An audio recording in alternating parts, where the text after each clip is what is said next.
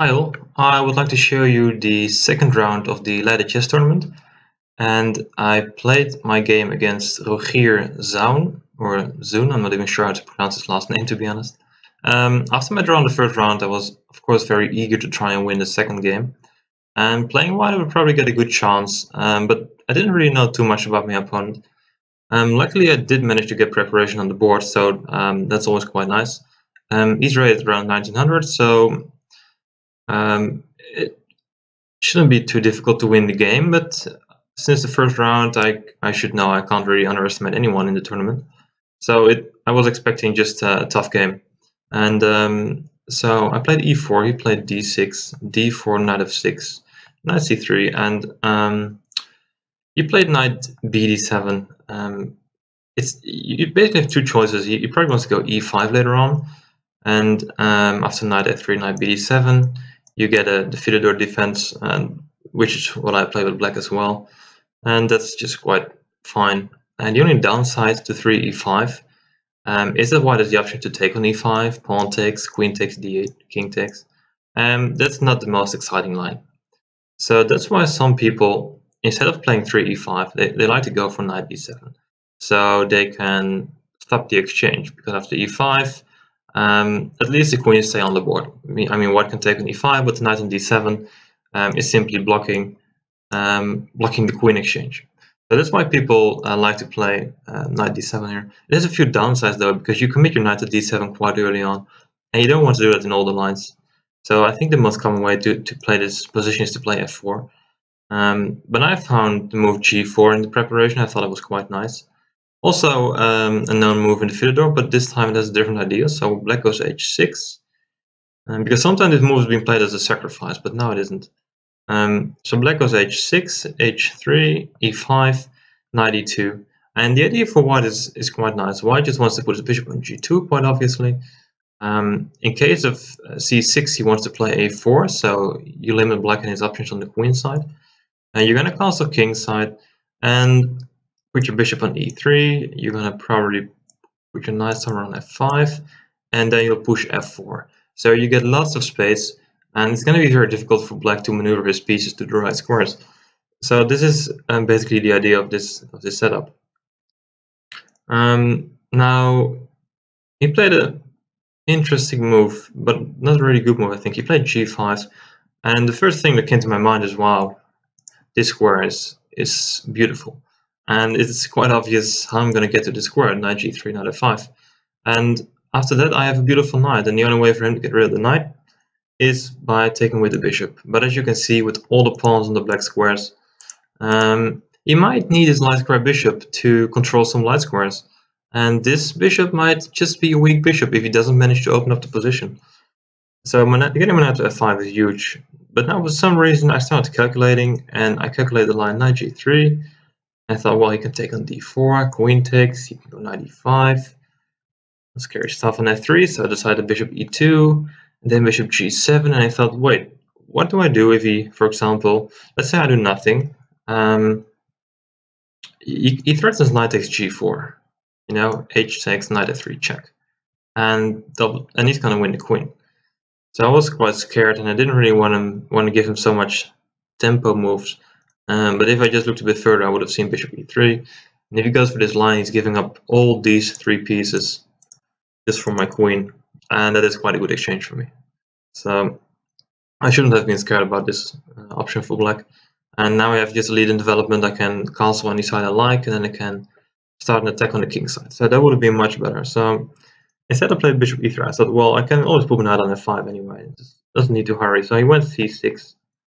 And now once again I should have played knight g3. But I wanted to stop b5. But in this case b5 is just nothing special, because I just go knight f5, can attack my knight, which looks dangerous because I'm going to drop e4. But it's also not a big deal, because he can take on e4, I can go bishop g2. Because of this pawn unprotected as well, he can't really move the knight, so he should go d5. And then I can take on e4, pawn takes, and I can go knight g3. And my position is so extremely good at this point. This knight is huge. I'm down a pawn, but it's just temporary, I guess. And there are so many weak pawns at his side, and he hasn't really developed any piece. Well, he developed his knight, but it's probably has to move if he wants to let his bishop join the play as well. So now I have a very good position, so I should have gone knight g3 again, which is the most logical move in the position anyway. Instead I played a4, which was my original plan. But now because he played g5, things are a bit different because I will never get to play f4, so I probably should have just thought for myself and played a different move here. Instead of just sticking to my preparation, which is a quite common mistake, to be honest. So queen a5. By the way, I mean, sticking to your preparation is not a mistake, but it is if your opponent is playing something different than you prepared. Then you shouldn't stick to your preparation for too long. You need to think for yourself at some point. So bishop g2, bishop e7. Now I played knight g3, but now he developed his pieces as well, so it's not super strong anymore to put a knight on f5. He put a knight on g6, and here I just went a bit too quick. I wanted to take on e5. I wanted to take on e5 and then take on e7, so I open up the position, get his bishop, and then try something against his king. But instead I should have just not taken on e5, just taken e7 first, be a little bit more patient, and then go queen d2. With the idea of casting queenside, play a3 and push h4. Just trying to set up some kingside attack in the future. Okay, I took an e5, which was a bit too quick. I took an e7. And I thought queen d2, well, this is looking pretty good because I'm threatening knight d5 to win the queen. And what is he going to do about it? And I didn't really see a good move for him. I thought, well, maybe... I mean, if he puts his queen like to c7 to stop this plan, I have bishop c5. And then my position is getting really good because his king is staying in the center. I can just castle queenside, and I have a very good position. But I totally missed a few moves. First of all, I missed that he can play queen b4. I thought I still had knight b5, d5, sorry, but he can take with the knight, protecting the queen. So I missed that one. And I also missed the move he played in the game, which is king f8. Easy move, logical move as well, because he of course wants to put his king on g7, where it's going to be safe. So I played queen d6, he went to g7, and I castled queenside, and my idea was actually just to try and trap the queen. I have some b4 ideas, and at the moment it is winning a queen. You can still go to a6, but then bishop f1, and the queen is getting trapped most likely. Queen b6, a5, and it has no squares. Oh, sorry, you can't even go queen b6 at that point. Sorry, because the bishop on e3, of course. I do win the queen if he doesn't do anything, but he plays the logical move, which is bishop e6. And connects his rooks, develops his last piece. So I went b4, but now I totally missed he can actually go to a6 in this line. Because after bishop f1, he has bishop c4. And even though it looks very shaky what black is doing, it is still fine. And a big reason for that is I did damage my king side quite a bit. Because my king is getting a bit vulnerable on c1. So if I want to push b4, I have to make sure it is really good, because else I'm just weakening my own position. So he could have played this, but I think he didn't really trust this line, so he went for queen d8. And that was my entire idea. Now I can take on d8 twice, and I can win the pawn on a7. So I thought, well, pawn in the pocket, pair of bishops, piece developed, this is looking good. But here it still got tricky, so he played knight h4, and I played rook g1, and I wasn't so happy with the move. I really wanted to play bishop f1, but I was quite afraid of h5. And with the bishop on f1, I can't really play f3 anymore because it's simply unprotected. Which means I have to take on h5, knight takes h5. And I thought this was quite bad for me because, well, this knight is obviously going to f4, the h pawn is getting weak, my pawns look a bit strange. I didn't trust the position, but it's actually just fine. I can just ignore him on the king side and play a5. Because he needs so much time to try and create anything on the king side. But in the meantime, I can just try to put pressure on the queen side. With an easy knight maneuver like knight a4, c5, trying to win the b7 pawn. And with all his pieces on this side of the board, well, just the two knights, but still it's going to be difficult to defend b7. Also with the bishop on e6, you can put it on c8, but you can imagine it is quite passive. So I should have given him the king side and maybe give back a pawn. Just to win some time on the queen side. But I didn't. I played rook g1, just to make sure after h5 I can also play f3 and at least keep my pawns together there, but it probably wasn't necessary. So he went rook a8, I put my bishop back on e3, he went bishop c4, I played f3, he went knight e8, probably rerouting the knight to, wasn't sure where exactly, but with bishop c5 and prevent both knight d6, because I simply capture the knight. But also after a move like knight c7, I have bishop d6 and winning the e5 pawn. I thought bishop c5 was quite a useful move here. He played king f6, and now I had to move bishop f1, which is quite nice because he can't take on f3, because after rook g3, it's going to cost him a piece, because the bishop is under attack, so is the knight. And the knight doesn't really have a good square to go, and if he decides to take my bishop, I have rook takes knight with check, and I win the bishop on the next move. So knight hill tactic to achieve exchanging this really bad bishop of mine, the light square bishop, for his bishop, and protecting f3 as well. So I was quite happy here. So knight c7, bishop e3, knight e6, and a5. Still, his knights are quite annoying. Objectively speaking, it's nothing special. If you ask the engine, it says totally fine for white, you're just clearly better. But in most lines, I need to be prepared to sacrifice a pawn, and to be honest, I wasn't really prepared to do that. I was really trying to hang on to my pawns and playing a bit cautiously and maybe a bit scared as well.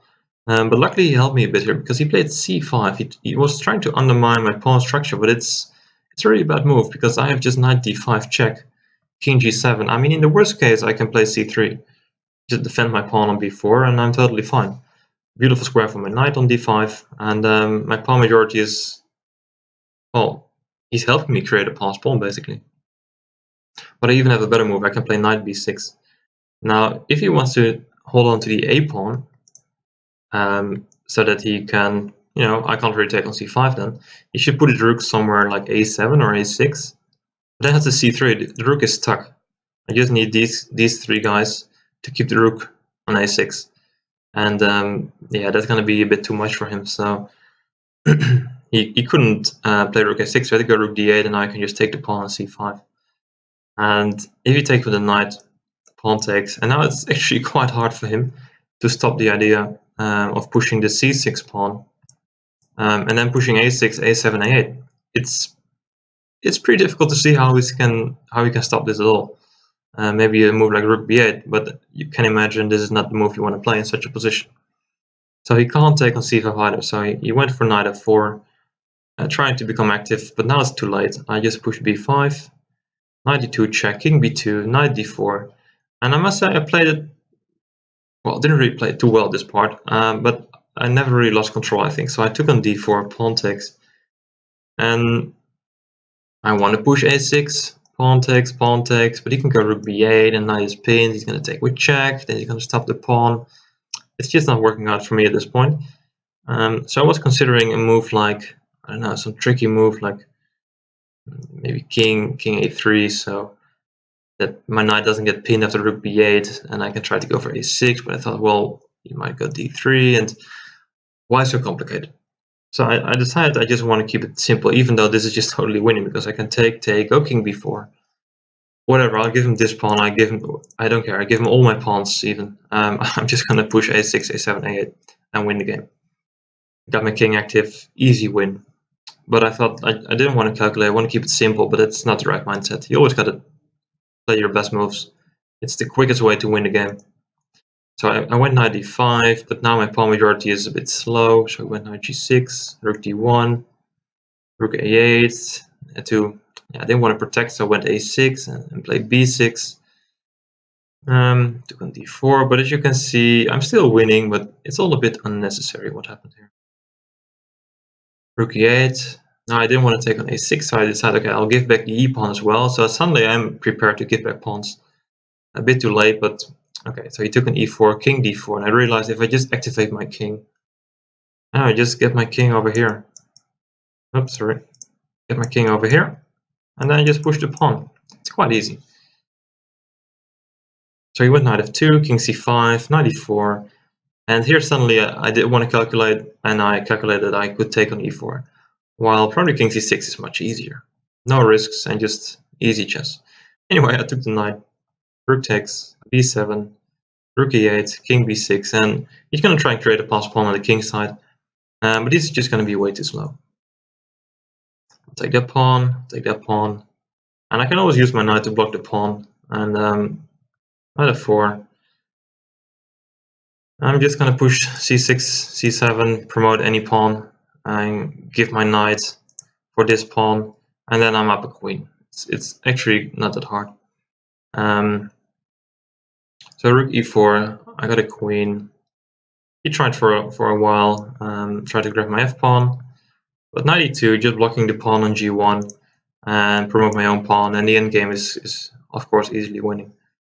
So yeah, after quite a good opening, well, not the best opening, because I missed a few opportunities to put my knight on f5, which would have been a very good square. I had still an extra pawn.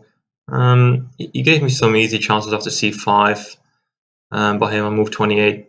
And the endgame was, maybe I just was a bit, I thought I'd already won the game, so I was like, yeah, when is he resigning? But he didn't, and I did mess up a little bit, I think. Could have been way easier. But okay, I still won the game, so I shouldn't complain too much. And yeah, after drawing the first round, it's always nice to get your first win, even though it's against 1900. It's still good to get that feeling of winning a game. So, right, so thank you guys for watching.